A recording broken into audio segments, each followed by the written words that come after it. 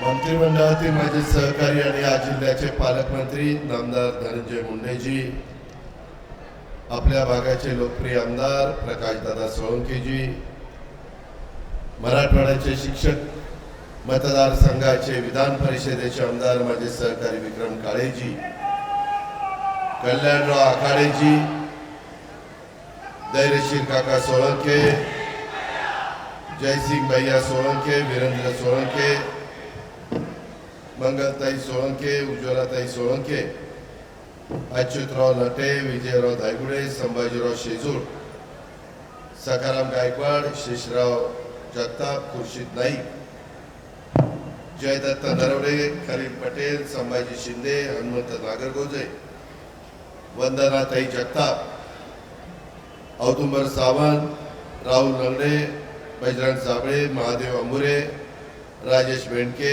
Aslam Qureshi, Rohan Gadge, Nasser Pathan, Vijaysinh Uke Patil, माझ्या माजलगाव धारूर या विधानसभा मतदारसंघातील उपस्थित असणारे सर्व माझ्या मायमाऊली, माझे बांधव, पत्रकार मित्र, राष्ट्रवादी काँग्रेस पक्षाचे उपस्थित असणारे सर्व सन्माननीय सहकारी, पदाधिकारी, कार्यकर्ते, पत्रकार मित्र, जमलेल्या बंधू भगिनींनो, माझ्या तरुण मित्रांनो,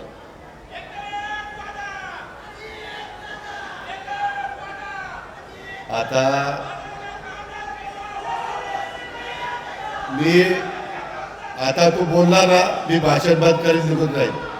फालतूपणा बंद झाला पाहिजे. मगाशी दादांनी पण सांगितलंय, काही शिस्त बिस्त आहे का नाही? का तुम्हालाच कळतंय, आम्हाला काही कळत नाही? आम्हालाही कळतो, आम्ही पण तरुणपणाला उत्साह दाखवलेला, पण काहीतरी त्याला शिस्त ठेवा ना. जनसन्मान यात्रेच्या उपस्थित असणाऱ्या व्यासपीठावरील सर्व मान्यवर, माझ्या माजलगाव तालुक्यातील आणि विधानसभा मतदारसंघातील विविध भागातून इथं राष्ट्रवादी काँग्रेस पक्षाला आशीर्वाद देण्याच्या करता आलेले, भक्कम पाठिंब्याकरता उपस्थित राहिलेल्या सर्व माझ्या मायमाऊली, लेकी, बहिणी, बांधव यांचा सर्वांचं मी स्वागत करतो आणि इथं उपस्थित असणाऱ्या स्त्री शक्तीला देखील मी अभिवादन करतो. माजलगाव किंवा आपला मराठवाड्याची साधू संतांची भूमी, इथं अनेक लोक मान्यवर होऊन गेले. त्या सर्व मान्यवरांना मी अभिवादन करतो. माजलगाव वासियांचं ग्रामदैवत श्री सिद्धेश्वर पुरुषोत्तम केसापुरीच्या केशवराज मंदिरातला धाकटा पांडुरंग यांना सर्वप्रथम वंदन करतो. शिवशाहू फुले आंबेडकर यांच्यासह लोकशाहीर अण्णाभाऊ साठे, भारतरत्न मौलाना आझाद, राजमाता जिजाऊ, पुण्यश्लोक अहिल्यादेवी होळकर, क्रांतीज्योती सावित्रीबाई फुले या सर्वांना देखील मी अभिवादन करतो.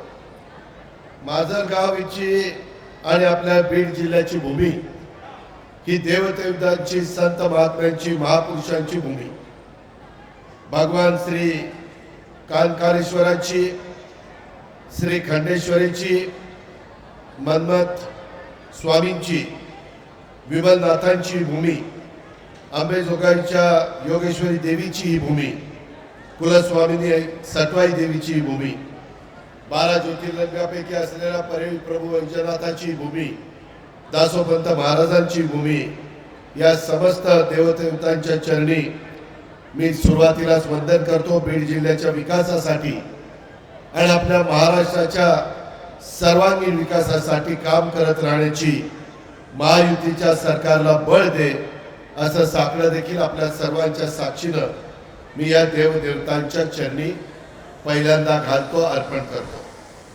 आपल्या माजलगावच्या विकासाला सातत्याने प्राधान्य देण्याचं काम प्रकाशदादांनी केलं. 4 वेळेला प्रकाशदादांना लोक विधानसभेमध्ये पाठवण्याचा पराक्रम या माझ्या माजलगाव विधानसभा मतदारसंघाने केला. स्वर्गीय सुंदरराव सोळंके साहेबांनी उभं केलेलं वैभव, त्याच्यामध्ये भर घालण्याचं काम, कारखाना उत्तम पद्धतीने चालवण्याचं काम, संस्था नेटाने पुढे नेण्याचं काम हे आपले लोकप्रिय आमदार प्रकाशदादा सोळंकेंच्या माध्यमातून आणि ह्या इथल्या जनतेच्या पाठिंब्यामुळं आजपर्यंत होत आलं। आम्ही माजलगावच्या विकासाला प्राधान्य दिलं। माजलगावच्या मतदारसंघामध्ये विविध योजना प्रकल्पासाठी गेल्या 5 वर्षामध्ये बरीच अशा प्रकारची तरतूद केली। माजलगावकरांनो, मला तर 5 वर्षामध्ये 3 वर्षच काम करता आलं। 1 वर्षापेक्षा जास्त काळ करोनामध्ये वाया गेला। 1 वर्ष आम्ही विरोधी पक्षामध्ये होतो। विरोधी पक्षामध्ये असताना कामाला मर्यादा येतात आणि त्याच्यानंतर पुन्हा आम्ही सरकारमध्ये गेलो।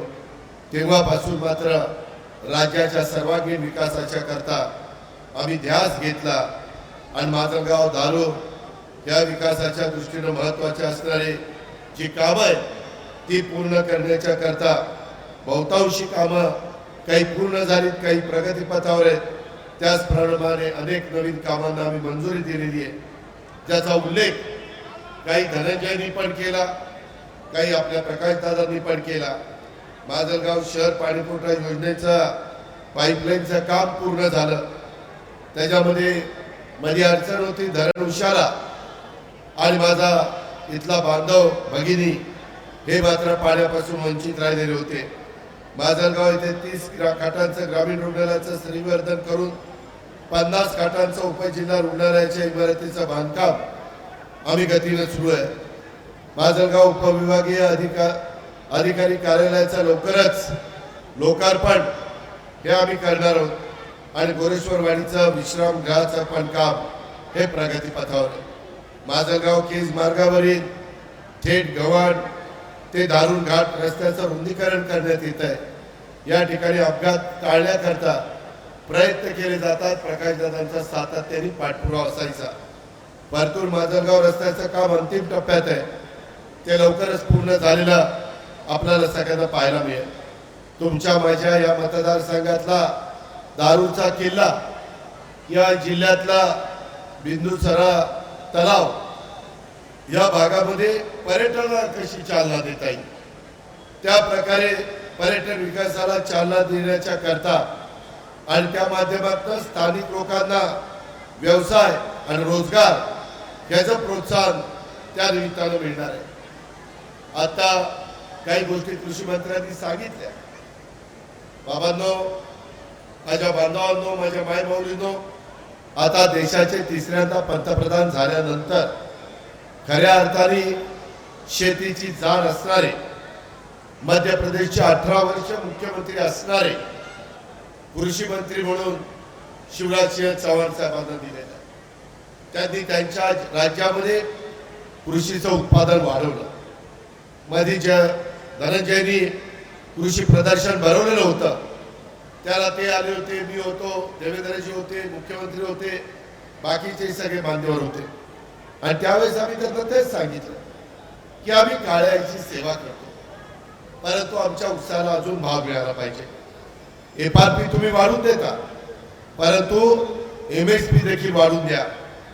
त्यांनी सांगितलं की मी लक्ष घालतोय, 15 दिवसामध्ये तुम्हाला पाहायला मिळेल।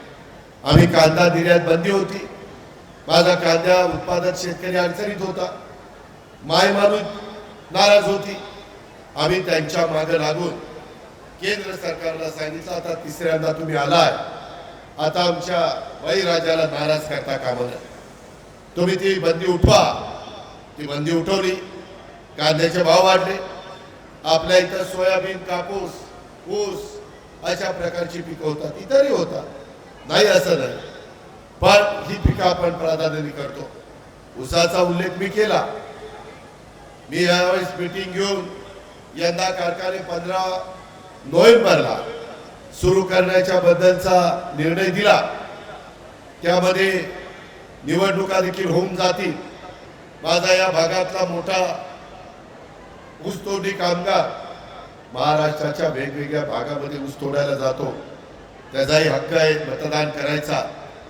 मग जामखेड असेल, कर्जत असेल, नगर जिल्ह्याचा भाग, बीड जिल्ह्याचा भाग, आमचा 40 गाव त्या भाग, जळगावचा, असा अनेक भागातनं आमचे ऊसतोड कामगार जातात।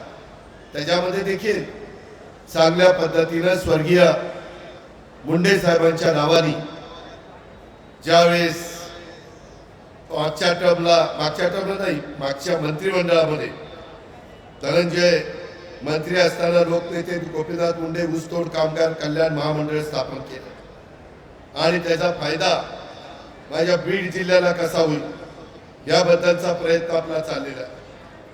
वेगवेगळी वसतिगृह आपण करतोय. प्रत्येक वसतिगृहाला 10 कोटी रुपये आपण खर्च करतोय. ऊसतोड कामगार, वाहतूक कामगार, मुकादम यांच्या अपघाती मृत्यू झाल्यास अशा व्यक्तींच्या कुटुंबियांना किंवा वारसदारांना या महामंडळाने 5 लाख रुपये द्यायचं ठरवलेलं आहे. ती रक्कम कमी आहे, ती वेळ कुणावर येऊ नये, परंतु इतके दिवस ज्याकडे कोणी बघितलेलं नव्हतं, कामगारांचा विमा उतरवला, महिलांच्या आरोग्याची काळजी, अशा पद्धतीनं चांगले निर्णय लोकनेते गोपीनाथ मुंडे ऊसतोड कामगार कल्याण मंडळाची स्थापना केल्यानंतर झाले.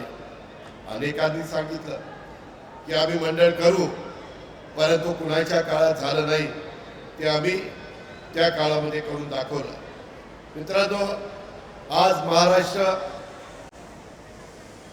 सगळी जनता बघतीये. महायुतीच्या सरकारच्या माध्यमातून आम्ही आमची भूमिका मांडतो. आज जनसन्मान यात्रेच्या निमित्तानं मी काल त्याच्यामध्ये जळकोट आणि त्या संदर्भातला संजय बनसोडेंच्या मतदारसंघात उदगीरला गेलो होतो. मी होतो, धनंजय होतो, विक्रम होते, स्वतः संजय होता आणि आज मी तुमच्या परिसरामध्ये आलो. महाराष्ट्रात जिथं जिथं राष्ट्रवादी काँग्रेस पक्षाचे मतदारसंघ आहे तिथं तिथं प्राधान्याने जाण्याचा माझा प्रयत्न आहे. जनसन्मान यात्रेच्या निमित्तानं का आम्ही जातो की आम्ही गेल्या काही काळामध्ये ज्या योजना माझ्या मायमाऊलींच्या करता दिलेल्या आहेत, बांधवांच्या करता दिलेल्या आहेत, बऱ्याचशा योजना आज देखील त्यांना माहिती नाही. मुख्यमंत्री माझी लाडकी बहीण योजना माहिती आहे. त्याच्यामध्ये पहिले 3,000 रुपये आम्ही दिले 2 महिन्याचे. आता सप्टेंबरचे 1,500 रुपये सोडले, ते तुमच्या अकाउंटला येतील, काहींच्या आया बहिणीच्या अकाउंटला आले. रक्षाबंधन होऊन गेलं तरी देखील जाईल तिथं माझ्या माय मौली मला राखी बांधतात, अतोनात प्रेम करतात, पाठिंबा देतात. ते सांगतात की दादा तुम्ही आमच्याकरता एक चांगली योजना आणली, सरकारने आणली, महायुतीने आणली. आणि धनंजयनी सांगितलं तसं विरोधात टीका करतात. काही जण म्हणाले की आम्ही सरकारमध्ये आल्यानंतर ती योजना बंद करू. का रे बाबा, तुमच्या का पोटात दुखतं? जर माझी माय मौली खुरपणीला जाते, काचा गोळा करते, कचरा गोळा करते, धुणं भांडी करते, अशा पद्धतीची कामं करत असताना झोपडपट्टीमध्ये राहते, गरीब आहे, आम्ही योजना आणल्या त्या एका समाजाला, एका जातीला, एका धर्माला डोळ्यासमोर ठेवून आणल्या नाही. राष्ट्रवादी काँग्रेस पक्षाची विचारधारा शिवशाहू फुले आंबेडकरांची विचारधारा आहे. हा सगळा आदर्श आमच्या समोर आहे. यशवंतराव चव्हाण साहेबांचं सुसंस्कृत राजकारण हे आम्ही करतोय. तुम्ही बघा, मी गेले 2 महिने या यात्रेच्या निमित्तानं महाराष्ट्रामध्ये मी आणि माझे सहकारी फिरतोय. आम्ही कधी विरोधकांच्यावर टीका करत नाही, मला करायची पण नाही. आमचं काम, आमचं उद्याचं विजन, आम्ही केलेल्या योजना ह्या आम्हाला सांगायला भरपूर आहे. विरोधक टीका करतील त्याच्यात आमच्या अंगाला काही भोकं पडत नाही, आम्ही तिकडे लक्षही देत नाही.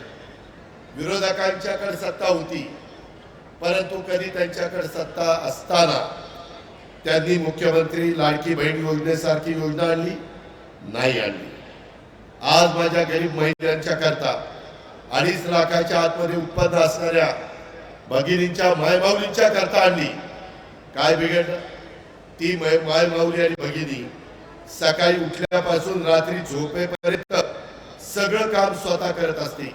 घरात कुटुंबात पहिली तीच उठते आणि रात्री दाराला कवाडा लावून, कड्या लावून सुरक्षितपणे झोपण्याचं शेवटचं काम देखील तीच करते. काय तिनंच एकटीनं बघता घेतलाय? बांधवांचं काम नाही.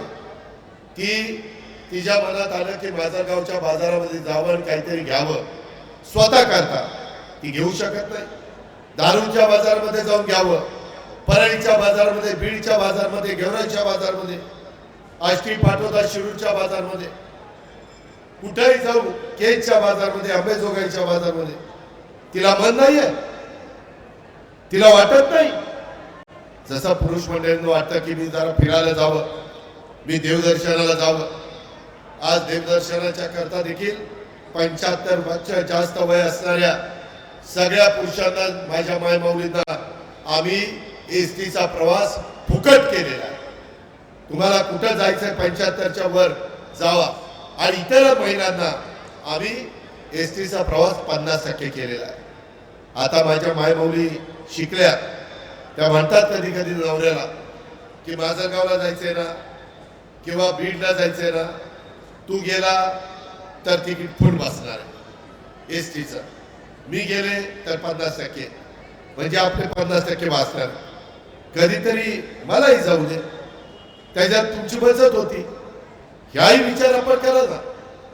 आम्ही वेगवेगळ्या पद्धतीनं दर्शनाला, तीर्थक्षेत्र दर्शनाला आता पाठवायला सुरुवात केली. रेल्वे चाललेल्या आहे. हे समाजाच्या करता कुणा करताय? ज्यांची ऐपत चांगली आहे ते त्यांच्या विमानाने जातात, रेल्वेने जातात, स्वतःच्या गाडीने जातात. अरे पण गरीबाला वाटत नाही का की आम्ही पण दर्शन घ्यावं, आम्ही पण कुठेतरी देशामध्ये वेगवेगळ्या ठिकाणची स्थळं पाहावी? त्याकरता राज्य सरकार तुमच्या पाठीशी उभं राहिले. माझ्या मायमाऊलींना तिच्या मनामध्ये असणारी इच्छा पूर्ण करण्याच्या करता आम्ही लाडकी बहीण योजना आणली. तुमचे पैसे डायरेक्ट तुमच्या अकाउंटला आहे. कधी काढायचे, काय काढायचे, नवऱ्याला विचारायचं कारण नाही. तुमच्या मनात आलं तुम्ही पैसे काढा, तुम्हाला जे करायचंय ते तुम्ही करा. आता सरकार हे आहे ते नोव्हेंबर पर्यंत, पुढे निवडणूक आहे.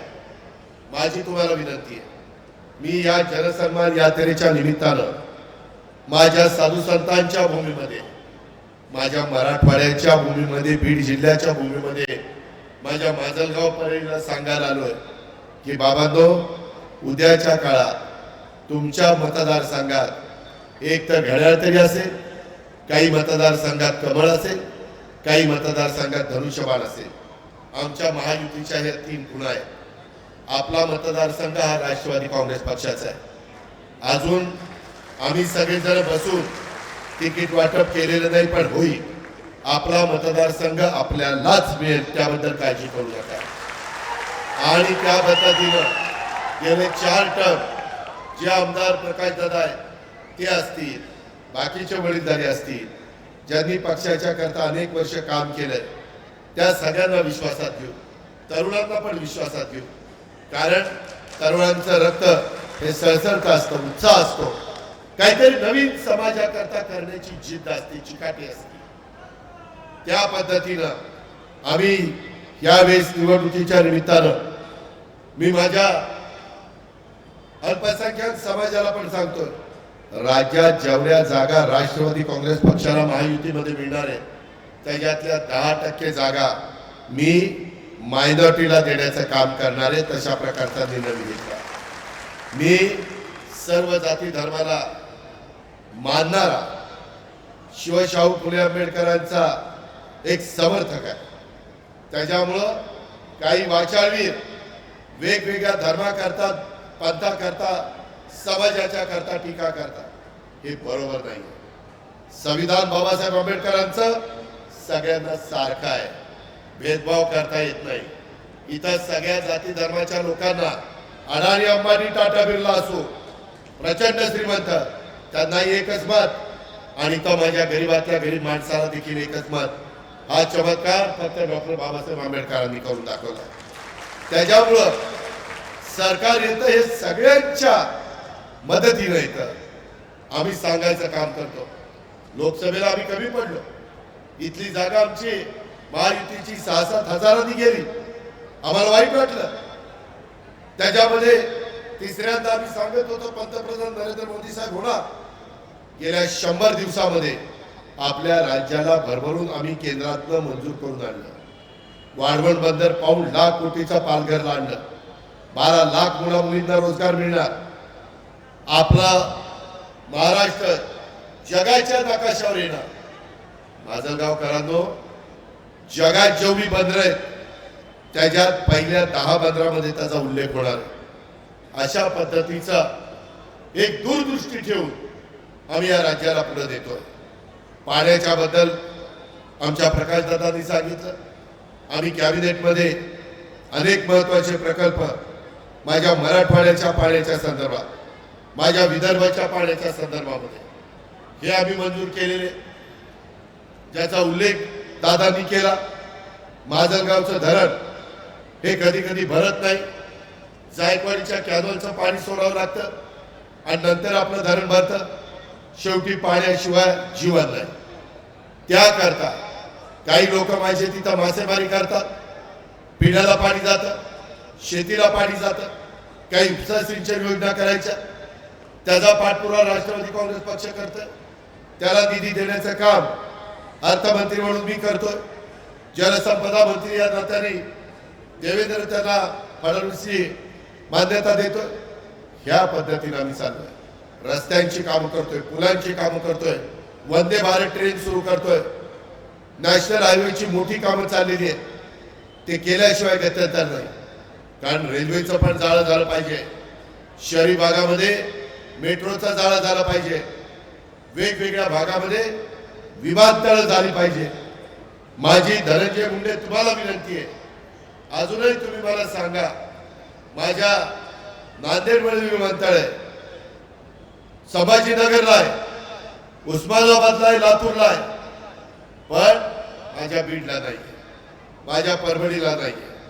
हिंगोली ठीक आहे, लहान जिल्हा आहे, हिंगोली नांदेडला लागू नये, त्यांना नांदेडचं सोपं पडतं। त्याकरता इथं चांगल्या प्रकारे मोठं विमान उतरेल अशा पद्धतीनं तुम्ही जमीन पहा। धनंजय मुंडे, तुम्ही आणि इतर सहकारी, आपल्याकडं चांगलं विमानतळ झाल्याशिवाय उद्योगपती विमानं घेऊन येणार नाही। आपल्याकडे कारखानदारी वाढवायची असेल, एमआयडीसी वाढवायची असेल तर त्यांना विमानतळाची व्यवस्था लागते। ते लोक दिल्लीत किंवा मुंबईत राहतात, तिथनं विमान घेऊन सकाळी येतात, दिवसभर कारखान्याचं बघतात आणि संध्याकाळी पुन्हा विमान घेऊन परत जातात। जिथं जिथं विमानतळ झाली, नागपूर घ्या, कोल्हापूर घ्या, संभाजीनगर घ्या, नाशिक घ्या, पुणे घ्या, त्या त्या ठिकाणी मोठ्या प्रमाणावर बदल झाला, कायापालट झाला, इंडस्ट्री आली, स्थानिकांना काम मिळालं। किती दिवस माझ्या बीडच्या जिल्ह्यातल्या तरुणांनी आणि माझ्या मायमाऊलींनी ऊस तोडायला तिकडे जायचं, दुसरा व्यवसाय त्यांनी करू नये का?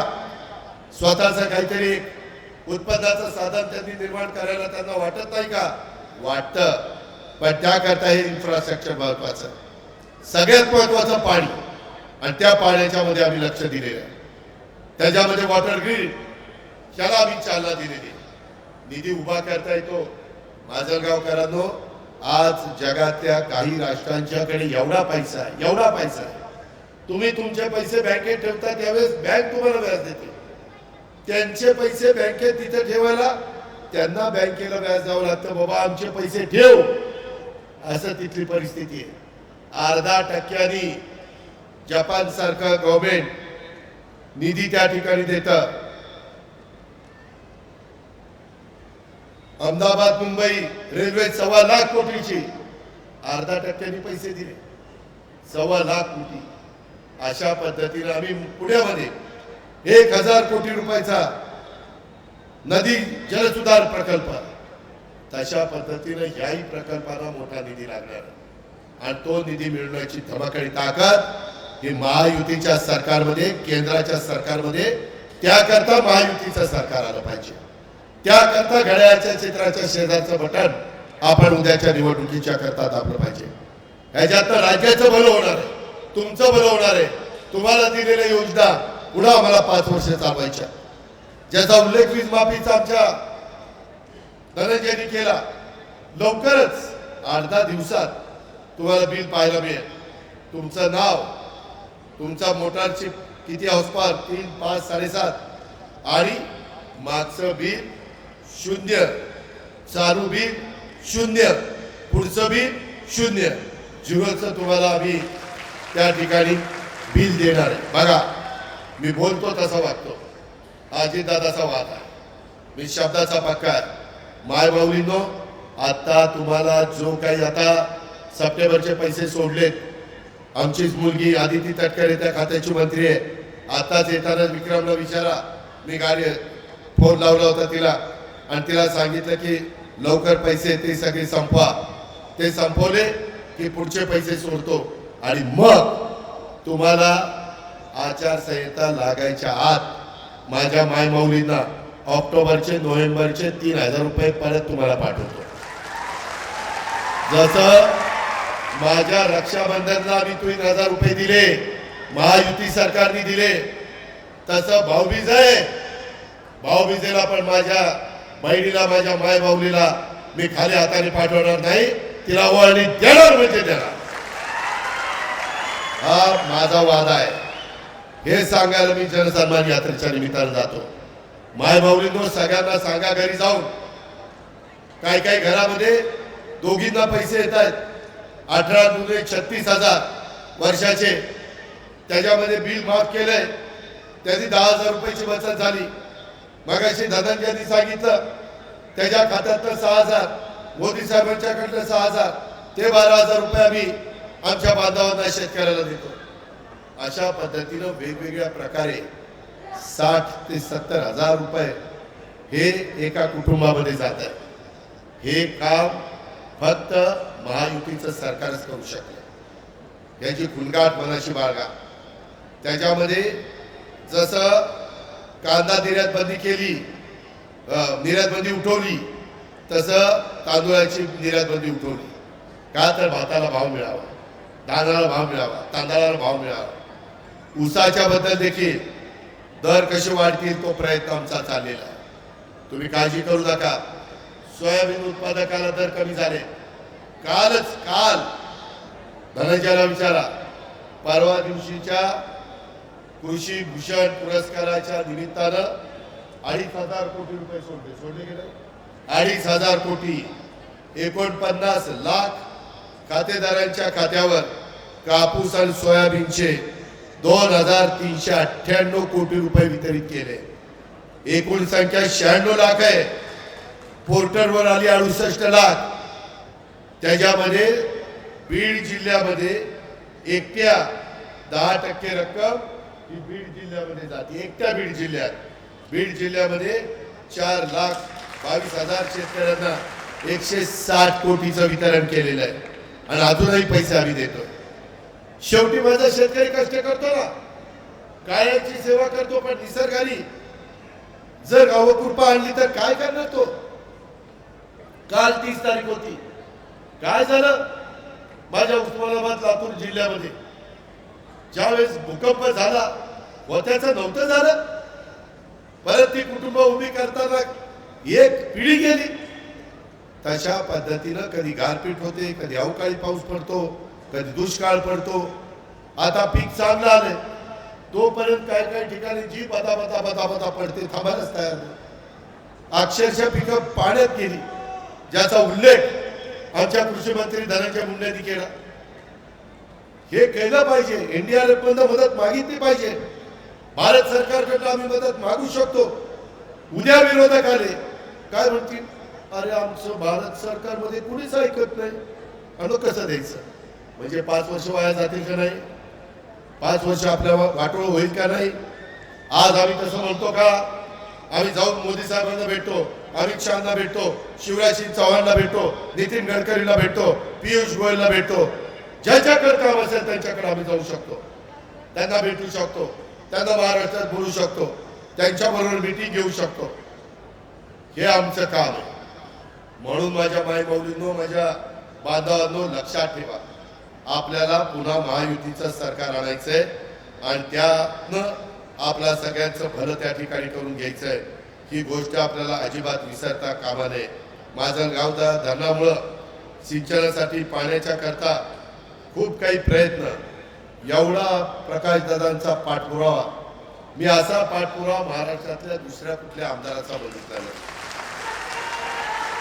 त्याच्या संदर्भामध्ये सतत मला सांगणार, धनंजयला सांगणार, उपमुख्यमंत्र्याला भेटणार, मुख्यमंत्र्याला भेटणार, का होत नाही? कारण त्यांना मंत्री म्हणून कामाचा अनुभव. आम्ही लोकांचं काम सांगतोय, समाजाचं काम सांगतोय, जनतेचं काम सांगतोय.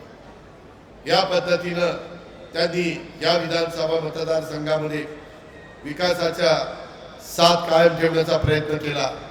माणसांमध्ये मिसळत राहिले, लोकांची कामं करत राहिले, वंचित उपेक्षित गरिबांच्या समस्या सोडवत राहिले. मायबाप जनता कायम आपल्याला साथ देते, आपल्या पाठीशी सुंदरराव सोळंकेंच्या पासून उभी राहते. त्यांना उत्तम पद्धतीचं उदाहरण म्हणजे हा माजलगाव मतदारसंघ हे आपल्याला विसरता कामा नये. आणि हे आम्हाला अजून पुढे नेटाने न्यायचं आहे. माझ्या बीड जिल्ह्याचा सर्वसमावेशक अशा पद्धतीचा विकास हा आम्हाला त्या बाबतीमध्ये करायचा आहे.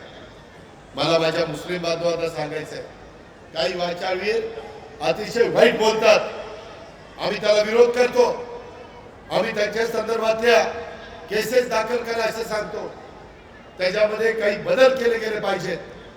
आज माझ्या मुस्लिम बांधवांचं एक महत्वाचं बिल पार्लमेंटमध्ये वक्फ बोर्डाचं, मी अनेक बांधवांशी बोलतो, त्याच्यात काय भूमिका घ्यायची.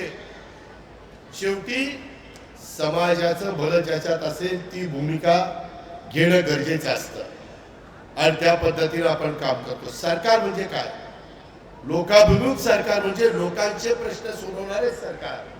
आणि त्याच्यातून मला मातक समाजाचे लोक भेटायचे, म्हणायचे दादा पार्टी आहे आमच्याकरता आहे, परंतु नवबौद्धांना जास्त फायदा होतो, आम्हाला थोडी अडचण येते, आम्हाला दुसरं काहीतरी काढा. आम्ही आमच्या मागासवर्गीय समाजाच्या करता बार्टी होतं, त्याच्यातनं मातंग समाज बाजूला काढला, त्यांच्याकरता आरटी काढलं, आदिवासी समाजाच्या करता टार्टी काढलं. माझा मुस्लिम समाज म्हणला की दादा तुम्ही बहुजन समाजाच्या करता साथी काढलं, इतर मागासवर्गीय समाजाच्या करता तुम्ही महाज्योती काढलं, काही वर्गाकरता तुम्ही अमृत काढलं. आम्ही काय केलं? आम्ही भारतीय होतो, आम्ही ह्या मातीतले आहोत, आम्हाला अभिमान आहे आमच्या भारताचा. आम्ही पण या देशाला, या राज्याला पुढे नेण्याच्या करता प्रयत्न करतो. त्यांच्या करता मार्टी काढलं आणि त्याही समाजाला एक न्याय देण्याची भूमिका आम्ही घेतली. 1000 कोटी रुपये भाग भांडवल मौलाना आझाद महामंडळाला आम्ही त्या ठिकाणी केलं. अल्पसंख्याक विभागाला निधी दिला, काही ठिकाणी शादीखाने करण्याकरता, काही ठिकाणी दफनभूमीला वॉल करण्याकरता, जे जे त्यांच्या करता गरजेचं आहे, उर्दू शाळा उभ्या करण्याकरता ते करण्याचा आमचा प्रयत्न झाला. आम्ही निधी दिला. काँग्रेसने नुसती मतं घेतली, आताही मतं घेतली, आता तुम्ही त्यांना मतं दिली, तो तुमचा अधिकार आहे, मी काय बोलणार नाही. पण मतं घेऊन देखील शिवसेनेने वक्फ बोर्डाच्या बिलाच्या वेळेस वॉकआउट केला, तटस्थ राहिले. हे कसं चालेल? शेवटी तुम्ही ज्यांच्या जीवावर निवडून देता, ज्यांच्या मतावर निवडून देता, त्यांना निवडून आल्यानंतर तुम्ही विसरता. आम्ही तसं नाहीये. राष्ट्रवादी काँग्रेस पक्ष हा सर्वांना न्याय देण्याची भूमिका घेणारा पक्ष आहे. आज मी सरकारमध्ये गेलो, ते विकासाच्या करता गेलो, निधीच्या करता गेलो, महाराष्ट्राला पुढे नेण्याच्या करता गेलो. जर कुठल्या समाजावर अन्याय झाला तर तो अन्याय दूर करण्याकरता गेलो. मध्ये विशाळगडला घटना घडली, आज अजित पवार तिथं दुसऱ्या का तिसऱ्या दिवशी गेला होता आणि त्या सगळ्या माझ्या बांधवांचे घर पुन्हा सावरण्याचे उभं करण्याचं काम मी केलं. जाऊन विचार त्यांना केलं. पुसे सावळीला घटना घडली, मी तिथं गेलो, त्या माझ्या भगिनीला आधार दिला. तिला तिथल्याच एका साखर कारखान्यामध्ये वकील असल्यामुळे तिला नोकरीला आम्ही लावलं. आम्ही लोकांना वाऱ्यावर सोडत नाही, त्याच्या मदत करत असतो. ती आमची भावना आहे, ते आमचं काम आहे, ते आमचं कर्तव्य आहे आणि त्या कर्तव्यातनं आम्ही सगळेजण पुढे चाललेलो आहे. फक्त त्याला मात्र आशीर्वाद देण्याचं काम, त्याला पाठिंबा देण्याचं काम हे आपण लोकांनी केलं पाहिजे. आज मला तुम्हाला सगळ्यांना सांगायचंय की आम्ही आता पोलीस पाटलाचं मानधन वाढवलं. 6,500 होतं, 15,000 केलं. कोतवालांचं 7,500 होतं, 15,000 केलं. आशा सेविकेचं 10,000 केलं, 5,000 होतं. गटप्रवर्तकीचं 6,200 होतं ते वाढवलं. अंगणवाडी सेविकेचं काल पुन्हा मंत्रिमंडळाच्या बैठकीमध्ये माझ्या अंगणवाडीवाल्या खूप काम करतात, त्यांना पुन्हा मला वाटतं 3,500 रुपये वाढवण्याचं काम आम्ही केलंय. सरपंच उपसरपंचांना देखील त्यांचं मानधन दुप्पट करण्याचा निर्णय आम्ही घेतला. ग्राम रोजगार सेवक केला, मंत्रिमंडळाने निर्णय दिला, मानधनासह 1% प्रोत्साहन अनुदान. येताना भला मोठा हार माझ्या ग्राम रोजगार त्या सेवकांनी मला घातला. जसं आमची पोलीस यंत्रणा कधी कधी कमी पडते, कारण काय होतं, गणेशोत्सव येतो, ईद येतं, सण, त्याच्यानंतर नवरात्र, दसरा, दिवाळी, ख्रिसमस, एवढे सण ओळीने येतात. माझा आपण माणूस आहे ना पोलीस, त्याला काहीतरी विश्रांती नको का? त्यालाही विश्रांतीची गरज आहे. तर कायदा सुव्यवस्था चांगली राहील. त्यांच्या जोडीला होमगार्ड होते. याच्या आधी होमगार्डचा भत्ता 570 रुपये होता. कालच्याच मंत्रिमंडळामध्ये तो 1,080 रुपये केला. रोजचा भत्ता त्यांना 1,080 रुपये केला. होमगार्ड करांनो, तुम्हाला पण आम्ही मदत केलेली आहे. आम्ही शब्द दिलेला होता, तो शब्द पाळला. आम्ही शब्द पाळणारी लोक आहेत, शब्द फिरवणारी लोक नाही आहेत. आणि म्हणून माय माऊलींनो, आज तुम्ही इथं आलाय, मला तुम्हाला सांगायचं आहे की आम्ही लाडकी बहीण योजना तुमच्याकरता आणली. 3 गॅस सिलेंडर वर्षाला फ्री, ती योजना आम्ही तुमच्याकरता आणली. मोफत मुलींना कॉलेजचं शिक्षण, मोफत गरिबांच्या मुलींना, आदिवासींच्या आणि मागासवर्गीयांच्या मिळत होतं, पण माझ्या मुस्लिम बांधवांच्या मुलींना, मराठा समाजाच्या मुलींना, ओबीसीच्या मुलींना मिळत नव्हतं. गरिबीला आम्ही आता त्या सगळ्या वर्गाला त्याच्यामध्ये घेतलेलं आहे. तिलाही शिकण्याचा अधिकार नाही का? आई वडील गरीब आहे म्हणून काही तिने शिकायचं नाही? मग कसलं सरकार? म्हणून आम्ही ही योजना आणलेली आहे. लेक लाडकी योजना, मुलीला जन्मापासून 18 वर्षाचं होईपर्यंत 1,01,000 रुपये द्यायचे. पिंक ही रिक्षा, ती योजना मुलींच्या करता आणलेली, महिलांच्या करता आणलेली आहे. लखपती दिदी, 7 लाख नवीन बचत गटाची स्थापना करून फिरत्या निधीच्या रकमेत 15,000 30,000 वाढ केली. आणि या वर्षात 50 लाख महिलांना लखपती दिदी करण्याचा निर्णय आम्ही घेतलेला आहे. पुण्यश्लोक अहिल्यादेवी होळकर महिला स्टार्टअप योजना ही आम्ही त्या ठिकाणी आणली आहे. ज्या वेळेस आरक्षणाची मागणी होती त्या वेळेस आम्ही मदत केलेली आहे. मराठा समाजाला पण आरक्षण दिलंय, पण काहींचं म्हणणं की आम्हाला ओबीसी मध्येच पाहिजे. खरं तर मोठा माझा मराठवाडा आणि पश्चिम महाराष्ट्र सोडला तर बहुतेक भागातला मराठा समाज हा कुंभीच्या मध्ये मोडतो, त्याच्यामुळे तो ओबीसी मध्ये आहे. निजामशाहीच्या काळात आपण काम केलं, त्याच्यातनं पण आपण मार्ग काढतोय. आता 10% आरक्षण दिलंय, त्याचा फायदा होतोय. पण काही जणांचं म्हणणं नाही, ते ओबीसी मध्ये पाहिजे.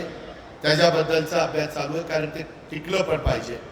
उद्याच्याला आम्ही पृथ्वीराज चव्हाण असताना निर्णय घेतला, ते टिकलं नाही, हायकोर्टाने नाकारलं. देवेंद्र फडणवीसांनी दिला निर्णय त्यांच्या सरकारला, हायकोर्टात टिकलं, सुप्रीम मध्ये नाकारलं. आरक्षण ज्या घटकाला पाहिजे ते देत असताना इतरांनाही कुणाला वाईट वाटणार नाही, त्यांच्याही चेहऱ्यावर समाधान राहील आणि आरक्षण देणाऱ्यांच्याही चेहऱ्यावर समाधान राहील, अशा प्रकारचा मार्ग काढण्याच्या करता आम्ही प्रयत्न करतोय. स्वतः राज्याच्या मुख्यमंत्र्यांनी शिवाजी महाराजांची त्या ठिकाणी मार्ग काढून दाखवी, या गोष्टीची पण आठवण मी आवर्जून तुम्हाला सगळ्यांना या निमित्तानं देतो. माझ्या बांधवांच्या करता बळीराजा वीज सवलत योजना आणली. आता बांधवांनो, तुम्हाला 6 महिन्यांनी किंवा 7 महिन्यांनी आम्ही निर्णय घेतला, दिवसा वीज द्यायची. तुम्हाला पंप चालवायला दिवसा वीज, रात्री नाही, रात्री घरी वीज. त्याच्यावर रात्री तुम्हाला आता जायचं कारण नाही. दिवस उजाडला, जायचं, पंपाचं बटन दाबायचं. दिवस मावळला, पंप बंद करायचं, घरी यायचं, बायका पोरात राहायचं. ही योजना आम्ही आणलेली आहे. तुम्ही म्हणाल कशी, आता का नाही केलं? आता सोलर पॅनलवर वीज तयार होती सूर्यापासून. 9,500 मेगावॅटची वीज आम्ही आता तयार करतोय आणि ती शेतकऱ्यांच्या करता आम्हाला प्राधान्य द्यायचं आहे, बळीराजा करता आम्हाला द्यायचं आहे. ते काम आम्ही हातामध्ये घेतलंय. आता 8.5 लाख पंप सौर ऊर्जेचे देण्याकरता 24,000 कोटीची तरतूद मी अर्थसंकल्पामध्ये केलेली आणि माझ्या बांधवांना मोफत वीज द्यायला 15,000 कोटी रुपये मला शासनाच्या तिजोरीतनं महावितरणला द्यावे लागणार. त्यावेळेस तुम्हाला ते झिरोचं बिल येणार. आम्ही केलं ना माझ्या बांधवाकरता. फक्त आम्ही लाडक्या बहिणी करता करत नाही, लाडक्या भावाकरता देखील करतोय. याच्यावर नाही थांबलो. काही लोक आली, दादा दुधाचे भाव पडलेत, काहीतरी अनुदान द्या. 5 रुपये दिलं. आता म्हणले दादा 5 रुपये नको, अजून वाढवा. आता 1 ऑक्टोबर पासून गाईच्या दुधाला जो दूध उत्पादक शेतकरी दूध गोळा करतोय, तयार करतोय गाईच्या सडातून, त्याला आम्ही 7 रुपये लिटर अनुदान देणार. म्हणजे मिळणारा भाव अधिक 7 रुपये शासनाकडनं. हे सरकार शेतकऱ्याचं आहे. तुमची माझी जात शेतकरी जात आहे. आम्ही जातीचा पातीचा नात्याचा गोत्याचा विचार करत नाही, आम्ही समाजाचा विचार करतो. हे सांगण्याच्या करता जनसन्मान यात्रेच्या निमित्तानं मी आणि माझे सगळे सहकारी इथं आलेलो. एवढ्यावरच आम्ही थांबलो नाही. त्याच्यामध्ये कापूस आणि सोयाबीन उत्पादकाला देखील आम्ही आता पैसे सोडले. 1 रुपया विमामध्ये त्याचंही धनंजयनी उत्तर त्या ठिकाणी दिलेलं आहे. त्याच्यामध्ये तुम्हाला माहिती आहे 1,15,00,000 शेतकऱ्यांचा तुम्ही 1 रुपया देता पीक विम्याला. आम्ही राज्य सरकारच्या तिजोरीतून धनंजय तुला 7,442 कोटी रुपये देतो. 7,442 कोटी तुमचे हिश्श्याचे राज्य सरकार बनते.